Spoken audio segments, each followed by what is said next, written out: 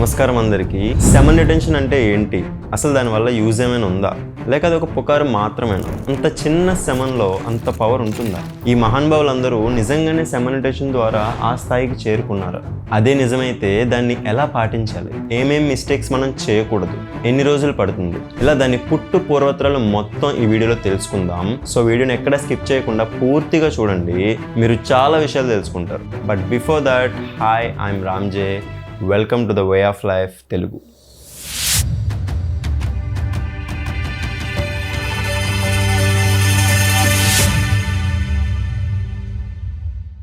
Semen retention గురించి తెలుసుకునే ముందు అసలు సెమన్ అంటే ఏంటో మనం ఫస్ట్ తెలుసుకోవాలి. So point number 1, what is semen? Semen అంటే ఇజాక్యులేషన్ చేసినప్పుడు రిలీజ్ అయ్యే ఒక వైటిష్ ఫ్లూయిడ్.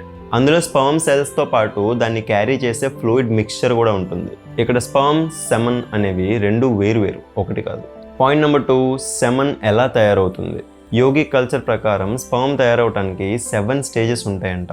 స్టేజ్ 1, ఆహారం నుంచి రసం తయారవుతుంది. స్టేజ్ 2, రసం నుంచి రక్తం తయారవుతుంది. స్టేజ్ 3, రక్తం నుంచి మాంసం తయారవుతుంది. స్టేజ్ 4, మాంసం నుంచి కొవ్వు తయారవుతుంది. స్టేజ్ 5, కొవ్వు నుంచి ఎముక తయారవుతుంది. స్టేజ్ 6, ఎముక నుంచి మాధ్య అంటే ఫ్లష్ తయారవుతుంది. స్టేజ్ 7, మాధ్య నుంచి శుక్రం తయారవుతుంది అంటే స్పర్మ్ సెల్. సో ఒక స్టేజ్ నుంచి ఇంకొక స్టేజ్కి వెళ్ళటానికి 5 days ఆఫ్ టైం పడుతుందంట ఈచ్ స్టేజ్కి. అలాగే కొన్ని యోగిక్ స్క్రిప్చర్స్లో చూస్తే ఒక్క స్పర్మ్ సెల్ తయారవడానికి 40 drops ఆఫ్ హ్యూమన్ బ్లడ్ అవసరం అవుతుందంట. ఇంకొన్ని బుక్స్లో 60-70 drops అని కూడా అంటారు. అండ్ అలాగే ఒక స్పర్మ్ సెల్ పూర్తిగా ఎదగటానికి 70 నుంచి 72 రోజులు పడుతుందంట. ఈలోపు ఇజాక్యులేషన్ జరిగితే ఎమ్మెచ్యూర్ సెల్స్ అనేవి వాటితో రీప్లేస్ అవుతాయి అన్నమాట. సో అలా ఈ సైకిల్ అనేది నిరంతరంగా సాగుతూనే ఉంటుందంట. సో స్పర్మ్ ప్రొడక్షన్ సైకిల్ అనేది ఈ విధంగా ఉంటుంది. పాయింట్ 3, స్పర్మ్ని ఎలా యూస్ చేయాలి? స్పర్మ్ని ఎలా యూస్ చేయాలంటే 1, పిల్లల్ని కనడానికి యూస్ చేయొచ్చు. 2, స్పిరిచువల్ గ్రోత్కి యూస్ చేయొచ్చు. సో మొదటిదే మనందరికీ తెలుసు, సెకండ్ది మనకు అంతలా తెలీదు. సో అందుకే మనం ఆల్వేస్ మొదటిదానికే యూస్ చేస్తాం. ఓకే, యూస్ చేయొచ్చు, అది మంచిదే. కానీ యూస్ చేసే విధానం ఇంకోటి ఉంది, అది కూడా తెలుసుకోవాలి అనే ఆస్పెక్ట్లోనే నేను ఈ వీడియో చేస్తున్నా. స్పర్మ్ అనేది మనం ఇజాక్యులేషన్ చేయకపోతే అది అపెడమిక్స్లో స్టోర్ అవుతుంది. అపెడమిక్స్లో చాలా రోజు స్టోర్ అవుతుంది. స్టోర్ అయిన తర్వాత దాన్ని మనం వాడకపోయేసరికి బాడీ ఏదైతే ఉందో అది స్పర్మ్ని రివర్స్ తీసుకుని మన బాడీలో మళ్ళీ అది స్ట్రెంగ్త్లా బిల్డ్ అవుతుంది. అదే ఓజస్ కింద కన్వర్ట్ అవుతుంది. ఓకే, అంటే ఎరుకతో చేసిన వాళ్ళకి ఈ విషయాలన్నీ ఆల్రెడీ ఎక్స్పీరియన్స్ అవుతాయి. కానీ మనం బలవంతంగా ఆపేసుకుంటే మాత్రం ఓజస్ కింద కన్వర్ట్ అవ్వదు. సో ఎప్పుడైతే బాడీ రివర్స్ తీసుకుని అది సక్సెస్ఫుల్గా ఓజస్గా మారిందో అప్పుడు హ్యూమన్ బాడీలో ఎన్ని రకాల చేంజెస్ వస్తాయి అంటే అతన్ని ఎవరు ఎక్స్పెక్ట్ కూడా చేయలేరు. అంతకుముందు అతను ఒకలా ఉంటాడు, ఓజస్ అతనిలో ప్రొడ్యూస్ అయిన తర్వాత ఇంకొకలా ఉంటాడు. అతనిలో చాలా మార్పులు వస్తాయి. ముఖంలో తేజస్ వస్తుంది, చెస్ట్ ఎప్పుడు పైకే ఉంటుంది, స్పైన్ కూడా నిటారుగా ఉంటుంది, లోపల కాన్ఫిడెన్స్ ఉంటుంది, గుండెలో ధైర్యం ఉంటుంది. ప్రతిదీ కూడా అతనిలో ఎప్పుడూ ఎవరు ఎక్స్పెక్ట్ చేయలేనంత స్టేజ్కి వెళ్ళిపోతాడు. ఇవన్నీ కూడా వినటానికి అద్భుతంగానే ఉంటాయి, ఎందుకంటే మనం ఎప్పుడు ట్రై చేయలేదు కాబట్టి ఇది మనకు అద్భుతంగా ఉంటుంది. ఓకే, మీరు కూడా మొదటి దానికి యూజ్ చేయాలి అనుకుంటే చెయ్యండి, అందులో తప్పేం లేదు, మనం అందరం అలా వచ్చిన వాళ్ళమే. కానీ సెకండ్ది కూడా ఒకటి ఉంది, మన కాన్ఫిడెన్స్ని, మన ఫుల్ పొటెన్సీని పొందాలి, దాన్ని ఎలాగైనా రీచ్ అవ్వాలి, మన స్పర్మ్ని మన లైఫ్ గ్రోత్కి కూడా యూస్ చేసుకోవాలి, స్పిరిచువల్గా కూడా ఎదగాలి అని మీలో ఎవరైతే అనుకుంటారో వాళ్ళ కోసమే ఈ ఆప్షన్. సో ఇక్కడ 2 దారులు ఉన్నాయి, ఏది ఎంచుకుంటారో మీ ఇష్టం. Okay, point number 4, real life examples. Muhammad Ali మ్యాచ్కి 2 months ముందు వరకు కూడా ఇజాక్యులేషన్ చేసేవాడు కాదంట. ఇంటర్ కోర్స్లో పార్టిసిపేట్ చేసేవాడు కాదంట. తన వైఫ్కి కూడా దూరంగా ఉండేవాడంట. మౌంటైన్స్లో ఎక్కడో ఉండేవాడంట. ఒక్కొక్కసారి ప్రాక్టీస్లో కూడా ఉండేవాడంట. సో అతను ఎందుకు అలా ఉన్నాడు అంటే మొహమ్మద్ అలీ సెమన్ రిటెన్షన్ని చాలా గట్టిగా నమ్ముతాడు. అందుకే మొహమ్మద్ అలీ కెరియర్లోనే విన్స్ అనేవి చాలా ఎక్కువ, లూజెస్ అనేవి తక్కువ. అతనంత సక్సెస్ఫుల్ అవడానికి కూడా తన లైఫ్లో సక్సెస్ అవ్వడానికి సెమన్ రిటెన్షన్ కూడా ఒక భాగమని, సెమన్ రిటెన్షన్ చేయటం వల్ల ఆ 2 months తను ఇజాక్యులేషన్ చేయకపోవడం వల్ల మ్యాచ్లో ఆపోనెంట్ కంటే తను స్ట్రాంగ్గా ఫీల్ అయ్యేవాడినని చాలా వీడియోస్లో చెప్పాడు. నికోలా టెస్లా కూడా తన ఎంటైర్ లైఫ్లో ఒక్క డ్రాప్ ఆఫ్ సెమన్ని కూడా రిలీజ్ చేయలేదంట. ఎందుకు అంటే ఆయన కూడా సెమన్ రిటెన్షన్ని నమ్ముతారు అండ్ అలాగే పాటించి తన కెరియర్ మొత్తంలో తన పవర్ మొత్తం ఫ్యూచర్ కోసమే ఇన్వెస్ట్ చేశాడు, తన ప్రయోగాల కోసమే ఇన్వెస్ట్ చేశాడు. ఇది మనందరికీ తెలిసిన విషయమే. అలాగే ఇంకా చాలా మంది, Napoleon hill, Mike Tyson, Steve jobs, ఇలా చాలా మంది మహాత్ములు సమ్మన్ రిటెన్షన్ని చాలా బలంగా నమ్ముతారు. ఇదొక మిత్ అయితే వీళ్ళు ఇంత గొప్పగా ఎలా అవుతారు? ఒక్కసారి క్వశ్చన్ చేసుకోండి. ఇక మిత్స్ విషయానికి వస్తే, మీకు చాలామంది చెప్తారు స్పామ్ని రిలీజ్ చేయకపోవడం వల్ల మీకు చాలా ప్రాబ్లమ్స్ వస్తాయని, ఎప్పటికప్పుడు స్పామ్ అనేది బయటికి వెళ్ళిపోవాలని, లేకపోతే మనకి తెలియని హెల్త్ ఇష్యూస్ అన్నీ వస్తాయని చెప్పి మీకు చాలామంది చెప్పుంటారు. నేను వాళ్ళని అయితే తప్పు అని అనను, కానీ వాళ్ళకి ఆ స్టేజ్ వరకు మాత్రమే తెలుసు. అలా రిలీజ్ చేయడం కాకుండా దాన్ని స్టోర్ చేసి లైఫ్లో అంతకంటే గొప్ప విషయాలకి వెళ్ళాలి అన్న విషయాలు మేబీ తెలియదేమో. సో తర్వాతి స్టేజ్ వాళ్ళకి తెలియదేమో, అందుకే వాళ్ళ ఆలోచన అక్కడితోనే ఆగిపోయింది. ఇది నా ఒపీనియన్. ఓకే, మీకు ఒక స్ట్రాంగ్ ఎగ్జాంపుల్ చెప్పాలంటే స్వామి వివేకానంద. ఆయన కెరియర్ స్టార్టింగ్లో, ఆయన మెడిటేషన్ స్టార్టింగ్ స్టేజ్లో ఉన్నప్పుడు ఆయనకి సెక్షువల్గా చాలా అర్జెస్ వచ్చేవంట. ఎందుకంటే స్ట్రాంగ్ ఎనర్జీ ఎవరిలో అయితే ఉంటుందో వాళ్ళలోనే సెక్షువల్ అర్జీ అనేది ఎక్కువ ఉంటుందంట. అంటే ఉన్నది ఒకటే కదా ఎనర్జీ, దాన్నే సెక్స్ వైపుకి తీసుకెళ్ళిపోతుంది. ఎందుకంటే మనం దాన్ని డైరెక్ట్ చేయలే. నార్మల్గా హ్యూమన్ బాడీలో మనంతటా మనం ఎరుకుతో దాన్ని డైరెక్ట్ చేయకపోతే స్టార్టింగ్లో అది సెక్స్ వైపే ఉంటుంది.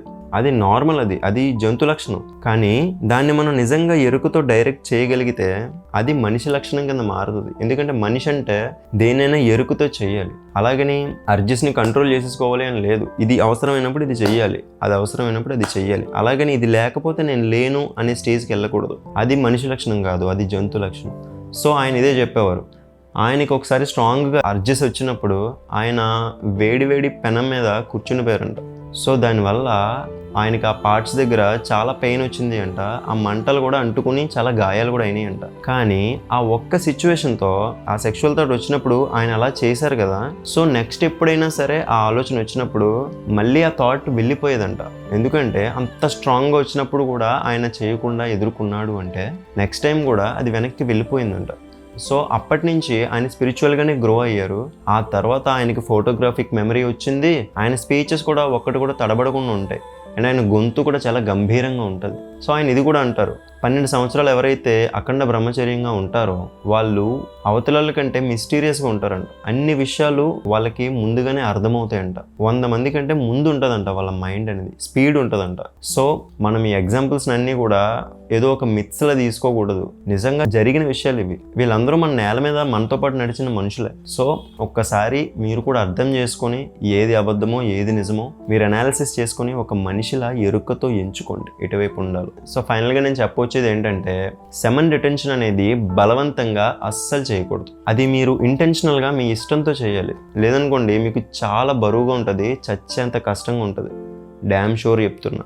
మీరు నిజంగా ఇష్టంతో చేస్తేనే మీకు బెనిఫిట్స్ అన్నీ కూడా వస్తాయి. మీరు ఇష్టంతో చేయకుండా బలవంతంగా ఏదో నొక్కుని ఉంటే మీరు సెమన్ రిటెన్షన్ చేసినట్టు కాదు, మీకు బెనిఫిట్స్ రావు.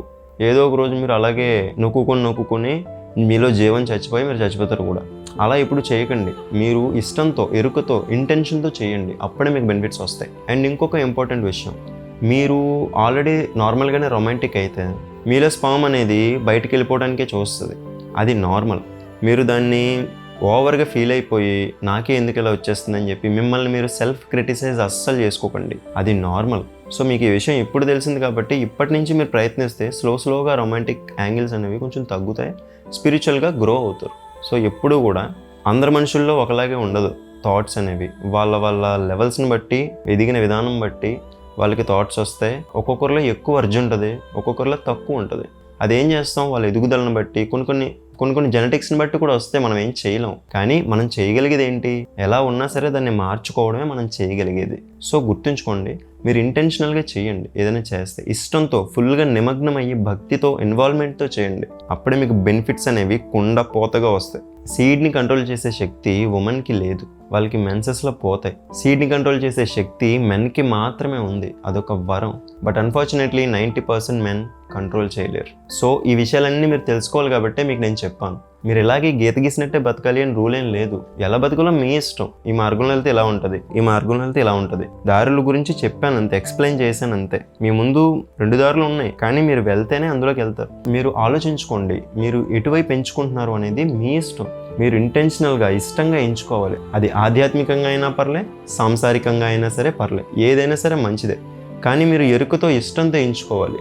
మనిషి అంటే తన ఇష్టానుసారం బ్రతికేవాడు అనమాట, దేనికి బందీ కాకుండా. సో మీరు చెత్తగా బతికినా ఓకే, గొప్పగా బతికినా ఓకే. సో ఎరుకుతో బ్రతికామా లేదా బందీగా బ్రతికామా, ఇదే ఎండ్ ఆఫ్ ది డే మీ లైఫ్ డెస్టినీని డిసైడ్ చేస్తుంది. So that's all for today guys. ఈ వీడియోకి చాలా ఎఫర్ట్స్ పెట్టాము. సో మీకు నచ్చితే ఒక 10 మందికి షేర్ చేయండి అండ్ లైక్, షేర్, సబ్స్క్రైబ్ చేయండి. మీ సపోర్ట్ నాకు ఇంకా ఎక్కువగా ఇస్తే నేను కూడా ఇంకొంచెం మోటివేషన్తో ఇంకా కొన్ని వీడియోలు చేయడానికి నాకు ఎనర్జీ వస్తుంది. నాకు మీ సపోర్ట్ ఖచ్చితంగా కావాలి, మీరు ఖచ్చితంగా ఇస్తారని కూడా ఆశిస్తున్నా. లాస్ట్ వరకు చూసినందుకు థ్యాంక్ యూ గాయస్. అండ్ మరొక వీడియోతో మళ్ళీ త్వరలోనే కలుద్దాం. And be aware, stay healthy.